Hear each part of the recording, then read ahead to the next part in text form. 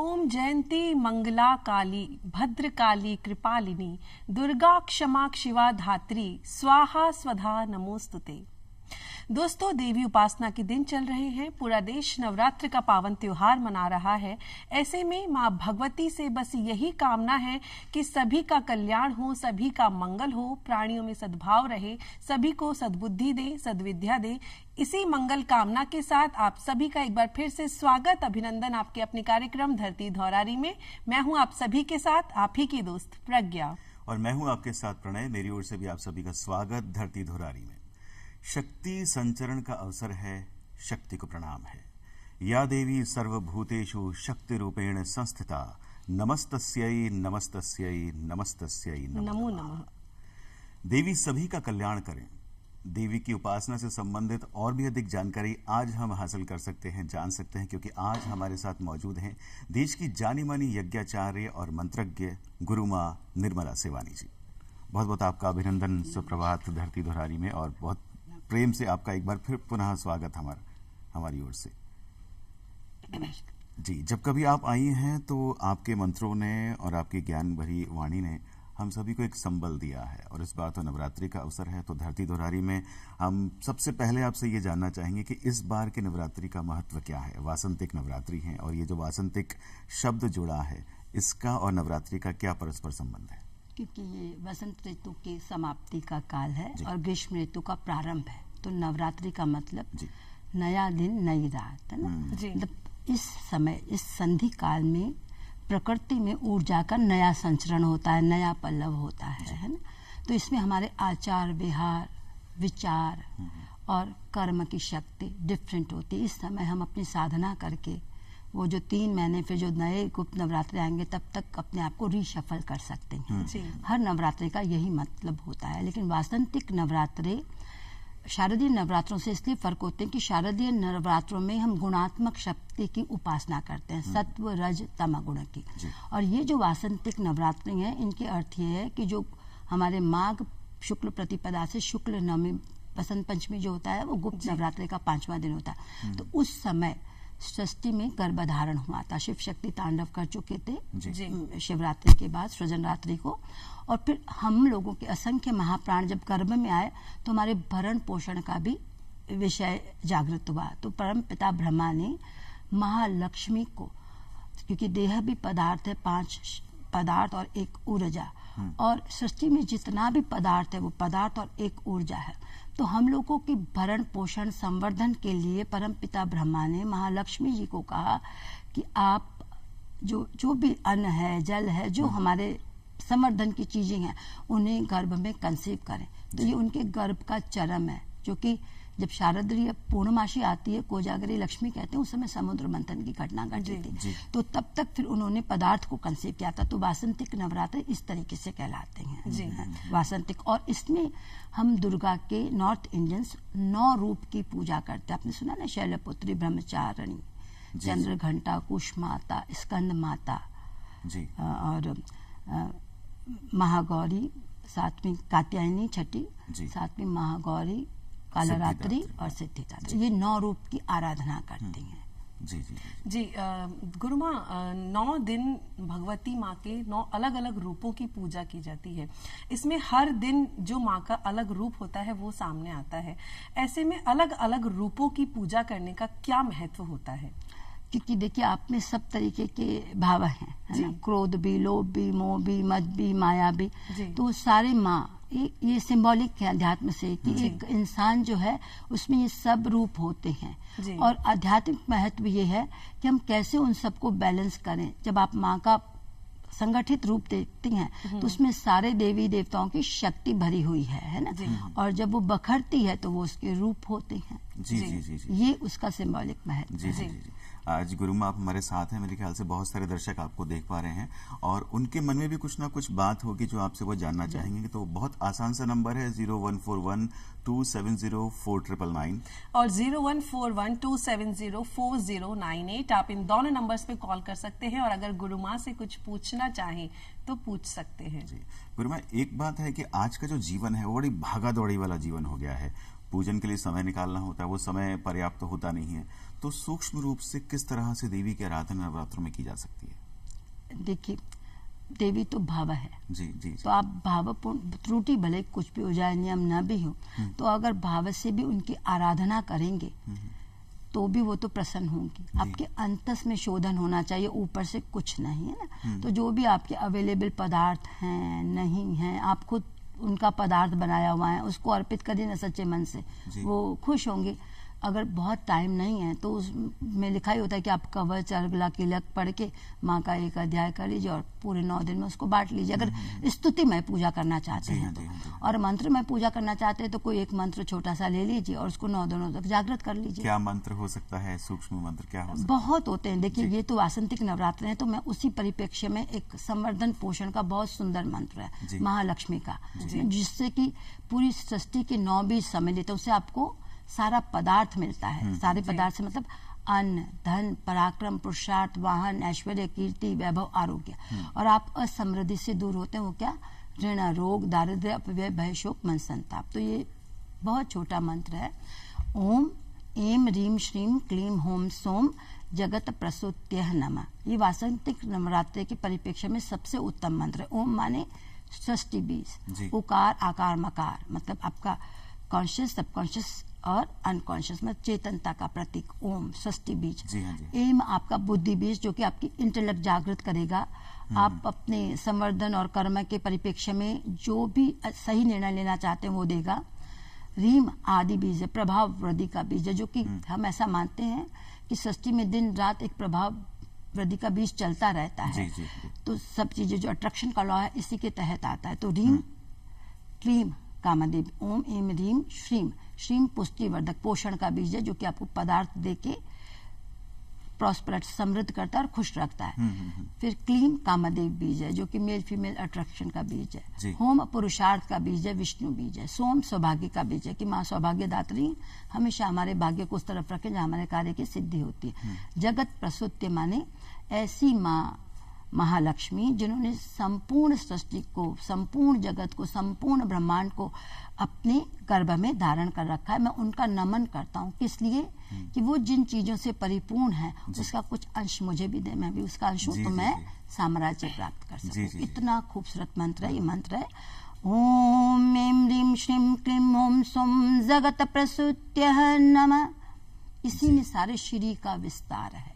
जी गुरु माँ, ये जो चैत्रीय नवरात्रे चल रहे हैं, ये इस परिप्रेक्ष्य में भी महत्वपूर्ण होते हैं कि ऋतु परिवर्तन होता है। शरद ऋतु से ग्रीष्म ऋतु में प्रवेश होता है प्रकृति का और गर्मी का माहौल बनता है। ऐसे में इन नवरात्रों का क्या महत्व हो सकता है? क्योंकि नवरात्रों में हम लोग देखते हैं कि अखंड ज्योत भी जलाई जाती है, अलग अलग तरह से पूजा भी की जाती है। तो इन नवरात्रों का क्या महत्व हो सकता है? मैंने पहले ही कहा कि नवरात्रा मतलब संधि काल, सारे नवरात्रे जी। तो अभी बसंत ऋतु गई और ग्रीष्म ऋतु आई तो ऊर्जा रिशफल हुई है ना जी। तो ग्रीष्म तो ऊर्जा का सबसे सुंदर रूप अगर देखा जाए तो अगर आप गर्म नहीं होंगे तो काम कहाँ कर पाएंगे ना। और ज्योति का मतलब ये होता है कि प्रकाश, शिव है ना। सारी कायनात में क्या है? प्रभु क्या? वो रोशनी जो पूरी सृष्टि में बिखरी, और हम क्या? उसका एक कतरा। तो हम कण रोशन है, और दिए जलाने का सिंबल भी यही होता है कि वो प्रकाश हमारे तिमिर को, आसपास के और अंतस के तिमिर को, दोनों को दूर करे। ये मतलब होता है जो जी जी जी। गुरु माँ, आजकल जो आपने जिस तरह की शब्दावली का प्रयोग किया है और जिस तरह से आप ज्ञान ध्यान में मन लगाने की बात कर रही हैं, लेकिन आजकल का जो जीवन है उसमें हमारे जीवन मूल्यों का ह्रास हो रहा है, समाप्त हो रहे हैं जीवन मूल्य, और हम कुछ भी पा लेना चाहते हैं कैसे भी करके। इस जो एक महत्वाकांक्षा की जो झड़ी लग गई है, इसे कैसे नियंत्रित किया जाए? देखिए, इसे तो नियंत्रण करना ही पड़ेगा, कुछ चिंतन से, कुछ अवेयरनेस से, जागृत होके, कुछ आसपास देख के, और होड़ा होड़ी बंद करनी पड़ेगी ना। क्योंकि जीवन समग्र रूप से जीना चाहिए, जिसमें कि आपको शांति हो, अध्ययन मनन चिंतन हो, और आप जो पदार्थ है उसको भोगें। अब बताइए, कोई एमएनसी में काम करता है, ये क्या तरीका है? शाम को ड्यूटी चढ़ता है, रात सोने के लिए होती है। रात को कौन विचरण करते हैं? भूत प्रेत यक्ष हमारे अगर देखा जाए संस्कृति में तो। और सूरज निकलता है इसलिए कि हम उस समय उसकी ऊर्जा पा करके सुंदर शुभ कर्म करेंगे। गाड़ियां इकट्ठी करना, गहने पहनना, कपड़े पहनना, ये तो कोई बहुत बड़ी चीज नहीं है। और इसके लिए अपने इतने अमूल्य जीवन को खपा देना, अपनी शांति को भंग कर देना, ईर्ष्या द्वेष ले आना कि उसकी साड़ी मेरी साड़ी से सफेद कैसे, ये तो जीवन नहीं है। जीवन तो अंदर में हर्ष हो, खुशी हो, छोटी छोटी चीजों से। मैं तुमसे बात करके खुश हो रही हूँ, तुम समझ रहे हो मेरी बात को, ये इनर हैप्पीनेस है ना। हम अपने बच्चों को संस्कार दें, शिक्षाएं दें, है ना। हाय बाय तो ठीक है इंटरनेशनली, लेकिन इधर की जो हमारी इतनी सुंदर संस्कृति थी जिसमें कि जीवन होता था। आप देखिए पहले बच्चों को कौन पालता था, दादा दादी उनके, अब न्यूक्लियर फैमिली होने से नौकर पालता है। सुबह सुबह नींद में से उठ के वो बच्चा जो है अपनी मेट की शक्ल देखता है, उसी की अक्ल लेता है। फिर आप देखिए संस्कार है नहीं, सोच भी नहीं है, तो समृद्धि कहाँ से आएगी? समृद्धि का मतलब कोई पैसा रुपया लीरा डॉलर ही थोड़ी है, वही थोड़ी खाओगे। कंप्यूटर खाओगे क्या, मुझे ये बताओ? अन्न उगाओगे तो अन्न खाओगे ना। ऐसे हम इतना स्वाभिमानी देश अन्न को आयात करेगा क्या? अपने भरण पोषण के लिए इतने किसान, कृषि प्रधान देश, किसान ही नहीं, लुप्त हो गया। उसको अपनी रोटी के लिए शहरों की तरफ आना, ये मिट्टी गारे के सारे तुमने उगा दिए महल और गर्मियां पैदा कर दी, आर्टिफिशियल एसी। अरे यूके में तो एसी नहीं होता है क्योंकि वहां प्रकृति को जीते। ये क्या अंधानुकरण है, क्या होड़ा होड़ी है? तो इसको अब विराम देना पड़ेगा। पेड़ काट दी, पृथ्वी तत्व ही नहीं है। तो आप प्रकृति को जीजिए। सुबह उठ के देखिए, पहले इतनी चिड़ियाएं चहचहाती थी हर घर में, अब पार्क में जाना पड़ता है उसके लिए। हम अपने जीवन में थोड़ा पहले जाएं तो जब हमारा बचपन था तो उन चिड़ियों का चहचहाना और बचपन में उन गलियों में खेलना, ये सब बहुत हम लोगों ने जिया है। हाँ। अभी तो आप देखिए बच्चों को पूछे समुद्र कैसा होता है, उसने मुंबई का समुद्र देखा तो वो कहेगा काला, उसने नीला रंग ही नहीं देखा समुद्र का, तो वो जो देखेगा वही तो कहेगा। तो हम अपनी पीढ़ी को क्या दे के जाएंगे? इसको हमारी पीढ़ी को सोचना ही नहीं है, अपितु उसको कर्म में रंग के बच्चों को कुछ दे के जाना है। तो आप सरल प्रकृति बनिए, सरल पुनरावृत्ति करिए सरलीकरण की, है ना। वो ही जीवन है। हाय बचपन की बात चली थी, अगर आपके बचपन की हम बात करें तो कैसा रहा आपका बचपन? कहाँ बीता? कैसी थी आप बचपन में? बहुत सादा। जैसे बचपन में बच्चे शरारती होते हैं वैसी भी थी एकदम। हम तो सादा थे, है ना। हमको तो इतने डडू थे, हमको तो 17 साल तक भी कुछ अकल नहीं, 18 तक भी, और अभी भी हमको कोई बहुत व्यवहारिक ज्ञान की अकल नहीं है, क्योंकि मुझे लगा ही नहीं उसकी जरूरत है, क्योंकि मेरा वैसा फील्ड भी नहीं, तो आर्टिफिशियल बनने की मुझे जरूरत भी नहीं पड़ी। जी जी जी जी। गुरुमा, आप देश की जानी मानी यज्ञाचार्य हैं, यज्ञ क्या है, कैसे होता है और यज्ञ कैसे काम करता है? देखिए हमारा यजुर्वेद कहता है कि दिन रात सृष्टि में एक यज्ञ चलता रहता है। कैसे? सूर्य का किरणें फेंकना, बीज का प्रस्फुटित होना, उस ऊर्जा से कोपल फूटना, पेड़ बनना, फल देना, फिर बीज बनना, एक साइकिल है। जी। बारिश का बरसना, बर्फ का जमना, फिर वाष्प बन के उतरना, ये सब जो साइकिल है दिन रात हमारे संवर्धन, हमारे भरण पोषण के लिए प्रकृति दिन रात सृष्टि में एक यज्ञ की प्रक्रिया को दोहराती रहती है। उस बड़े महायज्ञ में से हम अपने जीवन के लक्ष्य, ध्येय, उद्देश्य, भरण पोषण के लिए छोटा यज्ञ प्रज्वलित करते हैं। जी। ये तो एक भाषा हो। अब साइंटिफिकली यज्ञ क्या है? आपका साइंस क्या कहता है कि सृष्टि में कुछ पैदा नहीं होता, कुछ नष्ट नहीं होता, प्रोपोर्शन कॉम्बिनेशन बदलते हैं, यही कहता है। जी जी, मैटर वही रहता है, फॉर्म बदलती है। तो थ्रू मंत्र हम उस कॉम्बिनेशन, उस प्रोपोर्शन को अपनी और केंद्रीभूत करते हैं, जो हमको अपने जीवन के संवर्धन के लिए चाहिए, चाहे वो हमारी सेहत हो, वेल बीइंग के लिए, चाहे वो धन हो, चाहे वो पद प्राप्ति हो, चाहे कोई और उद्देश्य हो, भक्ति का या जो भी सोशल ऑरा का, वो लक्ष्य लेकर के हम उस मंत्र को रेपिटेटिव फॉर्म में पढ़ते हैं। तो वो अनुपात विज्ञान क्या हुआ, जो रिजल्ट होके मिला। मान लो मैंने अपने शहर की सुख की कामना के लिए यज्ञ रचा, ठीक है, तो मैं वो संकल्प लेके बैठी और मैं उसका जाप करी, तो जब मैं आहुति डालूंगी तो वो घटेगा, प्रोपोर्शन और कॉम्बिनेशन का साइंस और रिजल्ट के फॉर्म में मुझे मिलेगा। तो थ्रू किसके 4 साइंस और जोड़ेंगे उसमें, लाइट, साउंड, पेस और एनर्जी के, है ना। ये भी आप शब्द क्या, शब्द ब्रह्म, शब्द की स्थिति आकाश के परे, ये भी आपका साइंस कहता है कि जो कुछ भी आप बोलते सुनते हैं वो आकाश में जस का तस रहता है। जी जी जी। Word cannot be destroy. तो मंत्र का मतलब मंत्रो मननात, ऐसे शब्दों का गुच्छा जिसे आप बार बार बार बार उच्चारित करें, है ना। मंत्र में वर्ण व्यवस्था का संयोजन इस प्रकार होता है कि जब इसको लयबद्ध उच्चारित करते हैं तो जिस तरीके से साइंस में आप तो विभिन्न विचार पूर्वक तो विभिन्न तत्व मिलाते हैं और एक नया यौगिक सम्मिश्रण पाते हैं, जैसे कि हाइड्रोजन के हमने ऑक्सीजन के 2 अणु, हाइड्रोजन का 1 अणु और जल पाया। तो जब हम किसी उद्देश्य को लेकर वो मंत्र लयबद्ध उच्चारित किए तो वो अनुपात घटित होगा, या वो लक्ष्य या वो कामना जिसकी पूर्ति के उद्देश्य से हम लेके इस बात बैठे को आगे वो बढ़ाते मिलेगा। हैं। एक फोन आया है बीच में आपसे बात करने के लिए, उनसे बात करते हैं। हेलो हेलो हेलो, कौन बोल रहे हैं? अपना नाम बताएं।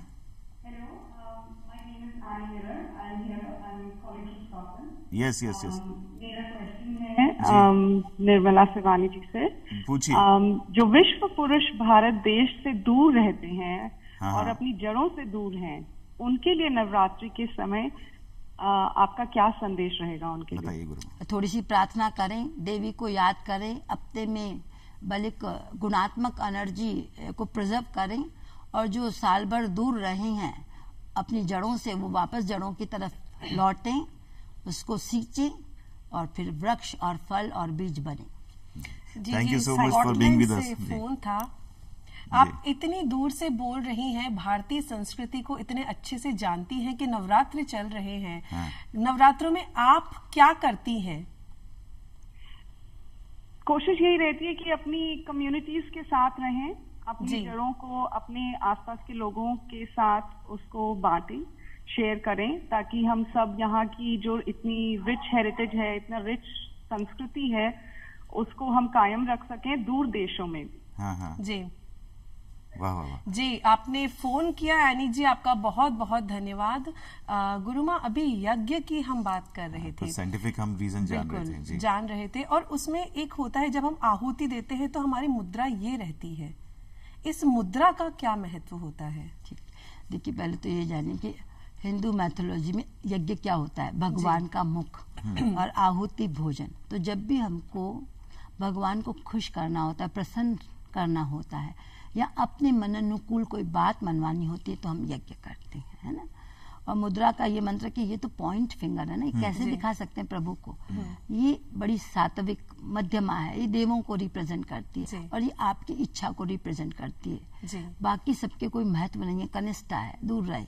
तो प्रभु का मैं और प्रभु मेरा, इसलिए इससे आहुति देते हैं। अंगूठे बगैर तो सारा हाथ के सारे शरीर की वेन्स इसी में होल्डिंग कैपेसिटी, आपको पूरे शरीर को अपने को होल्ड करने के लिए, तो इस तरीके से आहुति दी जाती है। और स्वाहा का मतलब भी यही है कि मैं अपनी आराधना, अपनी प्रार्थना, अपनी साधना, हे यज्ञ, क्योंकि यज्ञ जब प्रज्वलित होता है तो ऐसा हम मानते हैं, क्योंकि हिंदू संस्कृति कहना नहीं, हिंदू क्या वैदिक संस्कृति कहिए, जो कि न हिंदू है न उसमें कोई धर्म है, वैदिक संस्कृति इतनी समृद्ध और वो है पुष्टिवर्धक कि उसके हर चीज में साइंटिफिक मीनिंग होती हैं।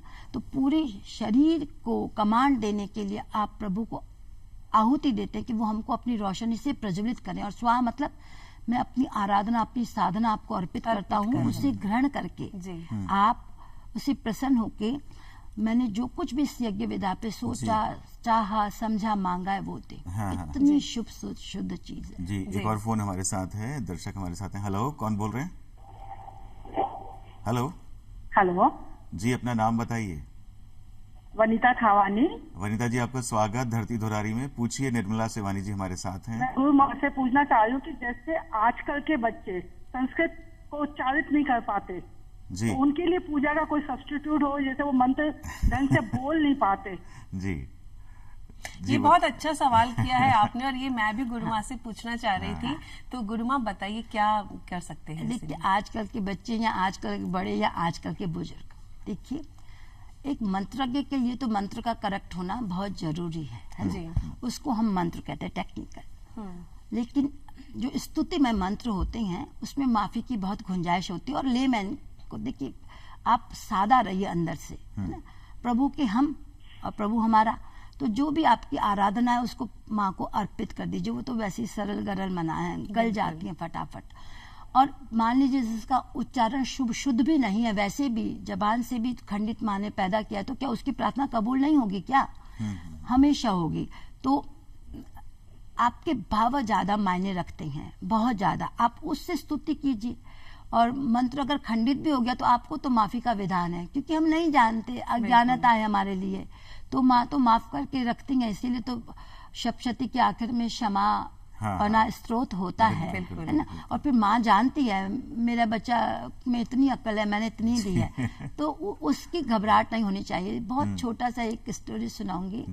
मेरी एक बहुत प्यारी क्लाइंट थी और वो बुद्धिज्म ज्वाइन कर ली, तो वो नमम्यो रिंगिंग क्यों ऐसे उच्चारित करती। तो मैं एक बार मेरे पास आई तो कहती है निर्मला जी हमने बुद्धिज्म ज्वाइन कर लिया है और ये मंत्र पढ़ते। मैंने कहा कि देखिए ये तो अपभ्रष्टित हमारी प्राकृत लैंग्वेज का मंत्र है जी। ओम नमामि है ना, नमम्यो, नमामि रिंगिंग नहीं है, रीम क्लीम ओम, ये मंत्र है। अब वो क्योंकि प्रचार प्रसार करने बुद्धिस्ट गए चाइना तो बड़े मठ बनाए, तो चाइनीज छोटू उनके समझ नहीं आया, उनका लैंग्वेज नहीं था, तो वो पढ़ते इस मंत्र को। तो वो मुझसे सवाल पूछी बहुत सुंदर कायदे का कि जब हम गलत मंत्र पढ़ते हैं, आप बताइए गुंजा के सामने, मैंने बुधा के सामने, तो फिर हमारी कामना कैसे पूरी हो जाती है? तो उसका जवाब है, ये बहुत ठीक जवाब है, यूनिवर्सल जवाब है। मैंने दिया इसलिए नहीं, इस जवाब है। हमने कहा आपका जो बुद्ध है, जो गंजा है, वो तो जानी जानरहार है, वो तो प्रकाश है, वो तो सब जानते हैं, वो आपके बाबा भी जानते हैं, तो वो तो आपकी चीज को दुरुस्त करेंगे, आपने मांगा तो देंगे जी। और उससे भी सुंदर चीज क्या है कि आपने उनसे सरल ढंग से मांगा, अब उसमें भाषा कहाँ आई? भाषा कहते नहीं है कि मौन प्रार्थनाएं बहुत अधिक सशक्त होती हैं जी, क्योंकि वो मुक्त होती हैं शब्द के बोझ से, तो सुनेंगे प्रभु, क्यों नहीं जी। तो यहाँ वनिता जी का बहुत बहुत धन्यवाद कॉल करने के लिए।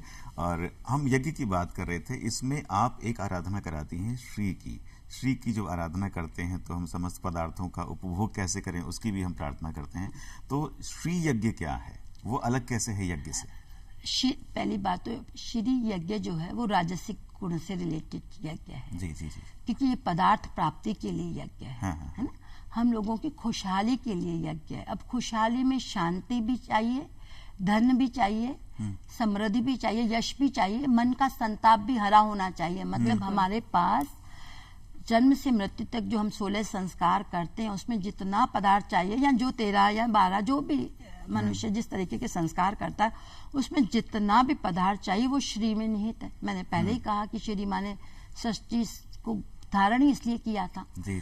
तो श्री राजसिक गुण से रिलेटेड है, ऐश्वर्यशाली है, ये आपको खूब समृद्ध बनाएंगी सब चीज से, पद प्राप्ति से, धन से, और आपके अंदर जो क्लटर है, ऋण, रोग, दारिद्र्य, पाप, मन संताप, अपव्यय, रोग, दारिद्र्य, उसको मुक्त करेंगे। और क्या देंगी? अन्न, धन, पराक्रम, वाहन, ऐश्वर्य, कीर्ति, वैभव, आरोग्य, यही आपको चाहिए, बुद्धि उसको इस्तेमाल करने के लिए। तो श्री जो है रजगुण गुणात्मक यज्ञ है, पहली बात। और ये दूसरे यज्ञ से इसलिए फर्क है कि इसमें हम पदार्थ जो आह्वान करेंगे, क्योंकि माँ लक्ष्मी विष्णु का आह्वान कर रही हैं, तो उनको हम आम, पीपल, गुलर, नौग्रह ये नहीं चढ़ाते हैं जी, क्योंकि वो तो सब चीजों की अधिष्ठात्री हैं। तो गोला, चंदन, अगर तगर, जावित्री, मुलहटी, मजीठी, औषधियां चढ़ाते हैं। अच्छा। इत्र चढ़ाते, सुगंधी नाना प्रकार की, श्री माँ को या दुर्गा माँ को तो पसंद है देवी, तो वो सब चढ़ाते हैं। और शुद्ध शुभ मिट्टी में ही यज्ञ किया जाता है, ये लोहे के ताम्र के पात्र में नहीं होता। यहाँ तो रजत में करिए या मिट्टी में करिए, मिट्टी में तो अंदर सब तत्व है, तो ये इस तरीके से यज्ञ होता है, इसलिए दूसरे यज्ञ से भिन्न है जी। गुरुमा, जैसे कि हमारी भारतीय संस्कृति है वो वैसे ही बहुत ज्यादा समृद्ध संस्कृति है, और इस संस्कृति में जब हम कोई भी शुभ काम करते हैं तो उसमें रंगों का भी बहुत महत्व बताया गया है। कोई भी शुभ काम करते हैं तो हम हरा, लाल, गुलाबी या पीला इस तरह के वस्त्र पहन के करते हैं। नीला, काला रंग हम अवॉइड करते हैं, मतलब उनको उपयोग नहीं किया जाता। ऐसे में रंगों का क्या महत्व है? देखिए, काला और सफेद तो रंग नहीं है जी। सफेद वो रंग जो कि उजेरा, शुभ है, प्रकाश, जिससे कि सारे रंग निकले, ठीक है। और काला वो रंग रात्रि, जिसमें कि सारे रंग पूर्ण हुए। तो इन दोनों की तो ये अहमियत है। और बीच में रंग ही रंग है, ग्रहों के तो रंग, सीजन के तो रंग, बसंत का अपना रंग, पतझड़ का अपना रंग, शरद का, सफेद रंग है ना। तो ये सब रंग सृष्टि में हर कहीं है। अगर आप सब्जियों में देखोगी, फलों में देखोगी, खूब रंग, बैंगन बैंगनी, भिंडी हरी, देखती हो ना। और हमारे शरीर में भी रंग है ना, कि हमारी चमड़ी का तप्त कांचन वर्ण रंग, किसी का काला, किसी का गौर वर्ण है ना। तो वर्णन है, तो रंगों से तो सारी कायनात बनी है ना। अब रही बात श्री विद्या में, हम लाल पीला हरा ही इस्तेमाल करते रंग, क्योंकि ये बेसिक 3 कलर हैं। लाल आपकी एनर्जी का कलर है, ऊर्जा के रूपांतर के लिए। हरा प्रॉस्पेरिटी का कलर है, और पीला यश और प्रकाश का कलर है, जिससे कि हम निकल के उसी में समट जाते हैं। तो ये बेसिक रंगों का श्री यज्ञ में बहुत महत्व है, इसी करके महत्व है। जी जी जी, आप रंगों से भी बिल्कुल मुझे याद आया कि आप जब देवी का ध्यान करवाती हैं तो कई बार आप ये भी उच्चारित करते हैं कि देवी का ध्यान श्वेत वस्त्रों में करें, पीले वस्त्रों में करें, हरे वस्त्रों में करें, लाल वस्त्रों में करें। तो ये रंग का देवी से जो एक संबंध है उस बारे में बताएं। देखिए, अब जो हम ध्यान कराएंगे वासंतिक नवरात्रों में, जी जी, तो माँ को मलमल श्वेत वस्त्र बहुत पसंद है। अरे वाह। जी। लाल कमल पे वाइट ऑफ वाइट और क्रीम गोल्डन रंग के वस्त्रों पे ध्यान कराएंगे, क्योंकि माँ से आपको वो एनर्जी को लेना है। वो गिवर है और आप टेकर हैं, तो उनसे सारे रंग निकले। तो इस बार हम, क्योंकि श्वेत रूप पहले धारण की थी माँ, और श्वेत वस्त्र में थी जब सृष्टि धारण की थी उन्होंने। जी तो जी जी, हाँ। ये लोग नहीं जानते हैं बहुत सारे। हाँ। तो इसलिए हम श्वेत वस्त्रों में ध्यान करवाएंगे अभी इस बार वासंतिक नवरात्र में। और आपका लाल हरे पीले, जो कि मैं महत्व बता चुकी जिसका, इसलिए जी जी जी जी गुरु माँ, इससे देखिए साइंटिफिक मतलब तो ये है कि वो एनर्जी जो जिस रंग के आप उसको एब्जॉर्व करते हैं। और सरल ढंग की बात बताऊं, आप उस रंग में जब ध्यान कर रहे होते ना, तो आपके थॉट वेग नहीं होते, इधर उधर नहीं। आपको लगता है माँ को ध्यान करूं, पहले कर लिया, फिर अपने को ध्यान करूं, इतने में दूसरा मंत्र आ जाता है। इससे क्या होता है कि आप उस आराधना में ही उलझे रहते हैं। बेकार के जो आपके कर्म है ना इधर उधर के, उसमें जो थॉट आपके वेग हो जाते कि बेबी स्कूल से नहीं आया, कि मुझे तो दूरदर्शन पे लेट हो रही है, ये सब खत्म हो जाता है। और आप एकाग्र होके उस आराधना में चले जाते हैं, और आपके ऊर्जा चक्र जागृत हो जाते हैं। देखिए, ऊर्जा चक्रों के भी रंग हैं, 7 रंग है ना आपके। जब आप मेडिटेशन करते हैं तो जो ध्यान चक्र होते हैं उनके भी रंग होते हैं, और शुद्ध, अशुद्ध और विशुद्ध, ये इस तरीके से होते हैं। तो रंगों का इस तरीके से महत्व है, हर तरीके से। और तो और बीमारियों के भी कलर होते हैं। मोती जरा हरा तो पीलिया पीला। हाँ। जी जी जी, जी।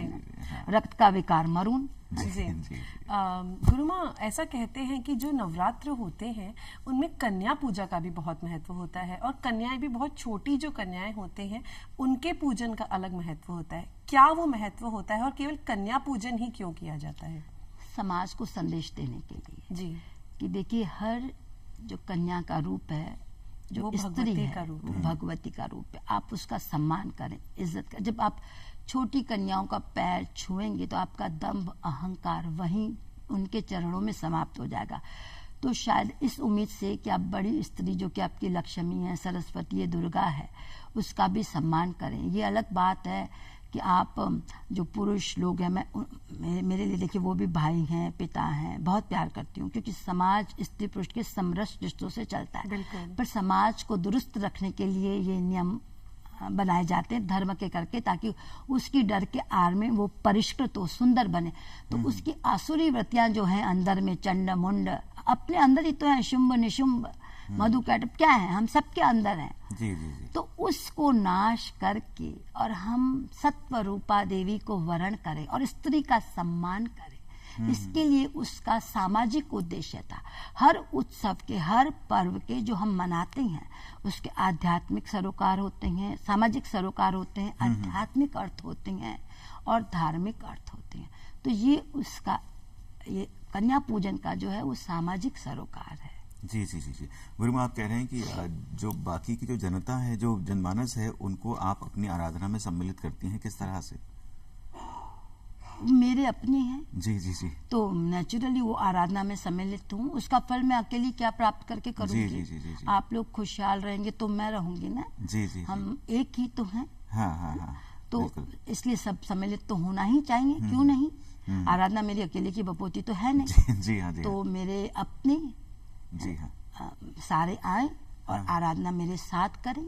जी। और मैं तो बल्कि अब मेरी ज़रूरतें कम रह गई क्योंकि बड़ी हो गई हूँ, तो मैं चाहती हूँ कि मैं तो शहर सुंदर रहे, शहर स्वस्थ रहे, शहर खुशहाल रहे, शहर में वो जो क्लाइमेटीज नेचुरल या बेकार के झगड़े फगड़े होते हैं वो ना हो, शुचिता, शक्ति, समृद्धि और शांति रहे, उसका संकल्प लूंगी। और आप सब अपने अपने जो चाहिए, जिसको पद चाहिए और कोई झूठ थोड़ी है, देह के अर्थ होते हैं, सृजन के इस्तेमाल के लिए बनी देह, उससे क्या नकारे। माँ ने सृष्टि इतनी सुंदर बनाई, आप उसका इस्तेमाल करिए और खुश रहिए। हाँ, उससे लिप्त मत होइए, ये ना इस्तेमाल करने की क्या गुनाह है। तो आपको जो चाहिए इस श्री यज्ञ में आप आए, आह्वान करें और प्रार्थना करें और पाएं। एकदम साइंटिफिक चीज है। तो जिसको पद चाहिए, जिसको बच्चे को कलेक्टर बनाना है, एक्टर बनाना है, कुछ भी जो भी मनोकामना है वर्ल्ड की, उतने ही मायने। देखिए, शरीर इंस्ट्रूमेंट आपका उस तक पहुंचने को, शरीर आपका मंदिर है जिसमें प्रभु बसते हैं, और यही वो जरिया है जो आपको विस्तार देता है अंत में उसमें। तो इस शरीर की कदर करिए और जो चाहिए वो मांगिए और इस्तेमाल करें और फिर पूर्ण हो। जी गुरुमा, आपने इलाहाबाद संगम में यज्ञ किया है, आपने माँ गंगा के किनारे बैठ के भी यज्ञ किया है। इस बार आप जयपुर में यज्ञ कर रही हैं, जयपुर की खुशहाली के लिए यज्ञ कर रही हैं। तो ऐसे में क्या खास है इस बार जो आप यज्ञ कर रही हैं, नवरात्र में यज्ञ हो रहा है, उसमें क्या खास है? यज्ञ तो मेरी आदत में है जी। अपने क्लाइंट्स के लिए तो हमेशा करती हूँ। अगर 365 दिन साल में तो 200 दिन यज्ञ करती हूँ। लेकिन जयपुर के लिए यज्ञ इसलिए करके यहीं पैदा हुई हूँ, इसी मिट्टी में बड़ी हूँ, इसी में पली हूँ, इसी में ही एस्टेब्लिश हुई हूँ, तो कोई एहसान नहीं करे। और जयपुर में ये दूसरी दफा यज्ञ कर रही हूँ और अपनों के लिए कर रही हूँ। और नवरात्रि क्योंकि शुभ दिन है, पूर्ण है, तो उसके लिए कर रही हूँ कि उस पूर्णता को प्राप्त हो। कौन? मेरे अपने, आप सब। तो कोई उसमें कोई बड़ी बात नहीं है और करना ही चाहिए। बल्कि मैं आह्वान करूंगी आप सबसे, आप आएं और सुंदर ढंग से उस यज्ञ का उपयोग करें। मेरे साथ दुख ये है कि लोग थोड़ा सा मुझे इंडिफरेंट मानते हैं, इंटेलेक्ट मानते हैं, उनको लगता है ये सरल नहीं है। तो हाथ जोड़ जोड़ के बुलाऊं तो भी बड़े कम लोग आते हैं। तो मैं ये तो विनती है कि सब आए। जी, जिन्हें मन शांत रखना हो और जिन्हें इसकी गहराई में जाना हो वो जरूर जुड़ेंगे आपसे। हाँ, बिल्कुल। गुरुमा, आपने यज्ञ की बात की, आपने व्याधियों की बात की। यज्ञ और बीमारी का परस्पर संबंध या यज्ञ के द्वारा बीमारी को दूर करने का भी संबंध है? हाँ, औषधियां डालोगे और यज्ञ प्रज्वलित होगा तो अपने आप खत्म होंगे ना। इसीलिए तो नवरात्रों में यज्ञ का विधान है। या हमारे यहाँ यज्ञ का विधान जो है वो सत्वगुण से रिलेटेड, जो हम गायत्री मंत्र करते हैं उससे हम साइंटिफिकली वो जो आपको बीमारियां देने वाले जीव हैं वो तो नष्ट होते ही हैं और वातावरण में शुद्धि होती है, जागृति आती है और अंतस में भी आपका शोधन होता है। तो न केवल बाहर के वो जो कीटाणु हैं दुष्ट जो आपको तंग करते हैं वो मरते हैं, बल्कि अंदर के कीटाणु भी आपके खत्म होते हैं और आप सुंदर बनते हैं। जी गुरुमा, नवरात्र में खान पान का भी काफी महत्व रहता है। जैसे कि 9 दिन के जो व्रत करते हैं या घर में किसी ने अगर व्रत उपवास किया हुआ है तो उस घर में लहसुन प्याज नहीं बनता है और भी जो खराब चीजें होती है उनसे हम दूर रहते हैं। और उसमें एक पॉजिटिविटी रहती है घर में। जी, तो उससे जो हमारा मानव शरीर है वो किस तरह से इफेक्टिव होता है या किस तरह के प्रभाव पड़ते हैं मानव शरीर पर? क्या कहते हैं हमारे शास्त्र और बड़े लोग, जैसा खाए अन्न वैसा होए मन। तो सात्विक खाएंगे। वैसे भी देखिए संधि काल का वक्त है, ऋतु सफल हो रही है तो आपके अंदर चेंजेस आते हैं। तो आप सादा खाइए, सात्विक खाइए, तो आपका विचार शक्ति भी सादा सात्विक सुंदर बनेगा, है ना। इसलिए सादे आहार का और सेंधा नमक का मतलब समझती हो। अंग्रेज लोग आजकल रॉक साल्ट करके फंसते हैं। हम तो खाते ही सेंधा नमक, आयोडीन नमक थोड़ी नमक होता है। अगर आयुर्वेदाचार्य से पूछो तो वो आपको बताएंगे उसकी खासियत। और लाल मिर्च तीखा भी नहीं खाते, तो तीखे हम ना बने और शांत बने इन दिनों में, ताकि एनर्जी का सही उपयोग कर सके। इसके लिए आहार का बहुत बहुत महत्व है। योगा में आपने देखा है ना कि यम यम प्रत्याहार है ना, प्राणायाम, आसन, धारणा, ध्यान, समाधि, ये योग है। तो योग करने वाले लोगों को तो प्रत्याहार करना ही पड़ता है, सात्विक खाना पड़ता है। और प्याज लहसुन कोई बुरा नहीं है पदार्थ, लेकिन गंध उनकी तीखी है और उनकी जो गुणात्मक एनर्जी है वो तम गुण है ना जी। तो हम सत्व पदार्थ खाते हैं और रजगुण की आराधना करते हैं तो राजसिक खाते हैं। तुमने देखा आजकल तो राजसिक ही खाते हैं वो कुटू के आटे, सिंगाड़े के आटे, राजगिरी के आटे, पता नहीं कितने आटे और कितने साबुदाने के। तो ये राजगुण आजकल हम जो फलाहार करते हैं वो रजगुण से रिलेटेड है, क्योंकि अब समृद्धि तो है ही सृष्टि में। जी जी जी जी। हमने यज्ञ की बात की और उसमें श्री यज्ञ की बात की। श्री का विस्तार क्या है? देखिए विस्तार मतलब जैसे बीज है ना, बीज का आप क्या करते हैं, बीज के क्या मतलब होते हैं? जी जी जी, कि एक बीज में हाँ। पौधा बन के, पेड़ बन के, फल लेके वापस बीज बनने की क्षमता होती है। पर जी। बीज बीज है, वो तब तक बीज है, बेमायने है जब तक कि उसको आप उचित उसमें बोते नहीं है। किसमें? कि उसको जमीन में बोएंगे अच्छी मिट्टी में और फिर खाद, पानी, प्रकाश सब देंगे, तब उसमें अंकुर फूटेंगे। बिल्कुल, और बिल्कुल। फिर वो पेड़ बन के बीज बनेगा, मतलब फल बनेगा और फिर बीज बनेगा, है ना? बिल्कुल। तो अब जो बीज मंत्र हैं, जो मैंने 9 अक्षर का मंत्र बताया, वो बीज है। जी हाँ, जी हाँ। अब वो बीज बेमायने का है जब तक उसको विस्तार ना दो। जी जी जी। तो विस्तार इसको कहते हैं। जी, जी। विस्तार देंगे तभी हमारे काम की चीज बनेगी। तो जो ये 9 बीज अक्षर का षष्ठी मंत्र था, श्री मंत्र था, जी। उसका विस्तार श्री सूक्त में होगा, है ना? कि जी, 15 जी, हाँ। आवर्ती पढ़ेंगे और हम पदार्थ प्राप्ति करेंगे। तो जी, विस्तार के ये मतलब होते हैं। जी जी जी जी। गुरुमा, समय की सीमा है, तो चलते चलते एक कोई ऐसा माँ दुर्गा का मंत्र जिसके बोलने से इन नवरात्रों में हमें शुभ फल की प्राप्ति हो। मैं पहले अर्थ बताती हूँ, फिर मंत्र से समाप्ति करेंगे। ये जो मैं मंत्र पढ़ने जा रही हूँ, इसके अर्थ है कि माँ दुर्गा अपने में अनंत अनवरत शक्तियों का भंडार लिए हैं जी।